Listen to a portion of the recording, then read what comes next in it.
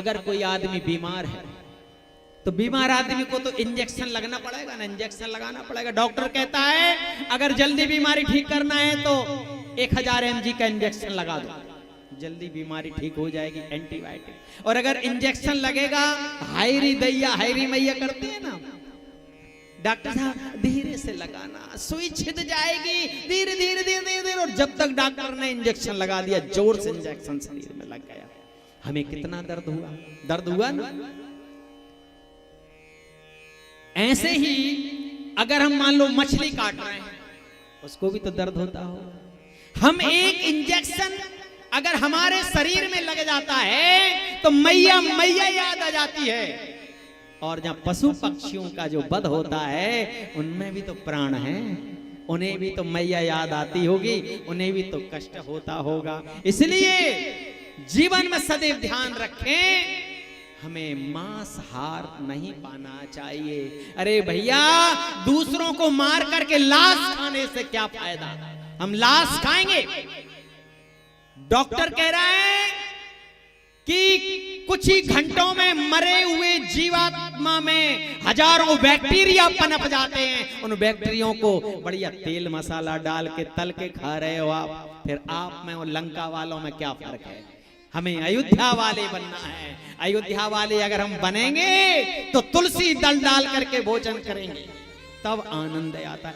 कुछ लोग कहते, हमने एक सज्जन से कहा भैया ये जो मछली बनती है इसमें भी कुछ राज है क्या? हमारा जी 2 प्रकार की बनती है, एक शाकाहारी एक मांसाहारी। तो हमने कहा शाकाहारी कैसी होती है और मांसाहारी कैसी होती है? तो उन्होंने कहा शास्त्री जी के प्याज लहसुन डाल देते हैं वो मांसाहारी है, और बिना प्याज लहसुन के शाकाहारी है। ये भैया हमने पूर्वांचल में ही सुना अकेले, और कहीं ऐसा नहीं पाया गया। तो हमने कहा भैया ये तुमने बड़ी अच्छी बात बताई कि मांसाहार में भी शाकाहार छुपा हुआ है, सबको त्याग करो। एक सज्जन से कहा छोड़ दो ना, हमारा जी मध्य प्रदेश में तो भूसा खाते हैं लोग, चारा खाते हैं। अरे भोजन है तो यही है भैया, ये भोजन नहीं है, ये लाशों का भोजन है, मुर्दों का भोजन है, इसको त्याग करो। अगर भगवान को पाना है तो वैष्णव बनना है। जैसा खाएंगे अन्न वैसा होगा मन, जैसा करेंगे हम भोजन वैसा चलेगा हमारा शरीर।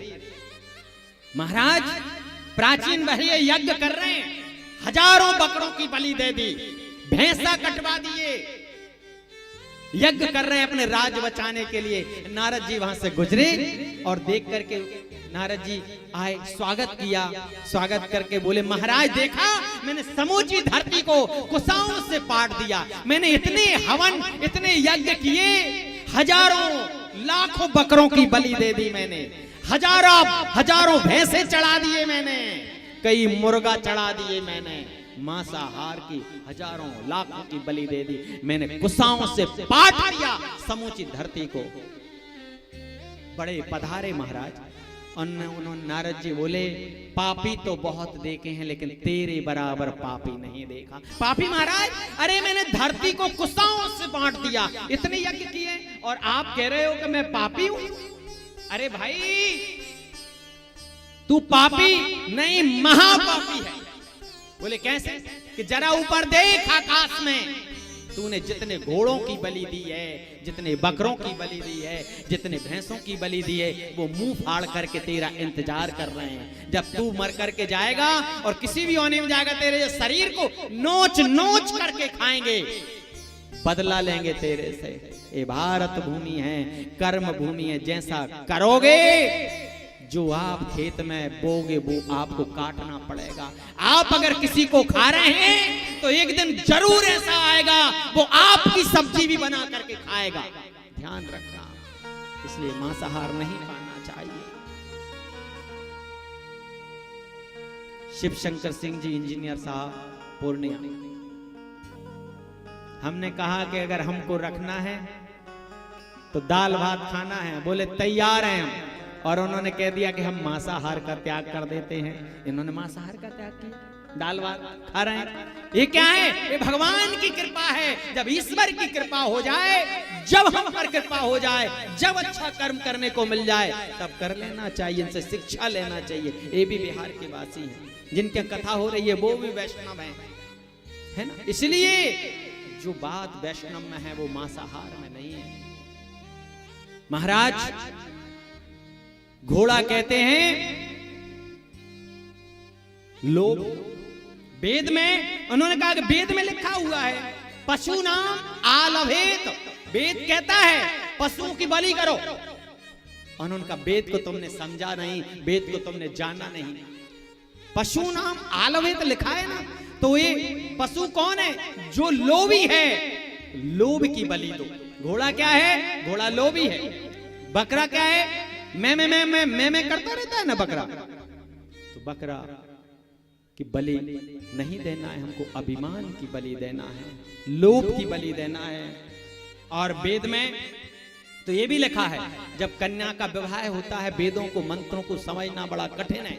वो बोलते कुछ और हैं, उनका अर्थ कुछ और होता है। चारों ओर अलग अलग तरीके से अर्थ होता है। जब बेटी की शादी होती है, दूल्हा परिक्रमा लगाता है, भावर परिक्रमा लगती है दुल्हन के साथ में, तो परिक्रमा के पश्चात पंडित जी कहते हैं तथा बरह कन्याया आलभेत। तो इस आलभेत का अर्थ अगर मारना होता है तो दूल्हा को तलवार निकाल करके दुल्हन की गर्दन काट देना चाहिए। महाराज आलभेत का अर्थ होता है छूना। वेद परोक्षवादी हैं। परोक्षवादो वेदो बाला नाम मन शासनम। वेदों को समझना कठिन है, उनकी भाषा कठिन है।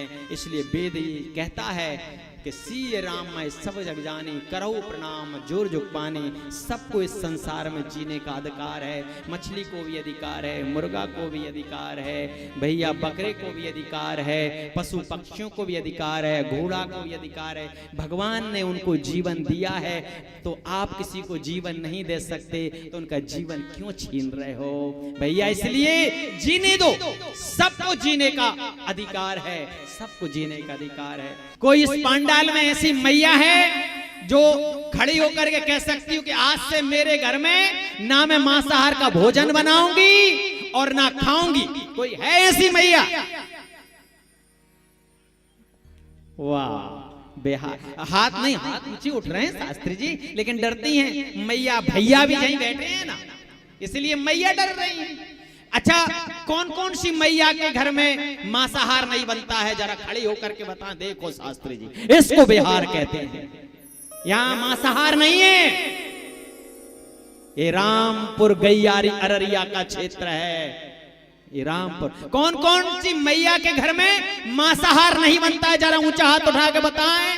देख लीजिए शास्त्री जी, इनके घर में मांसाहार नहीं बनता है।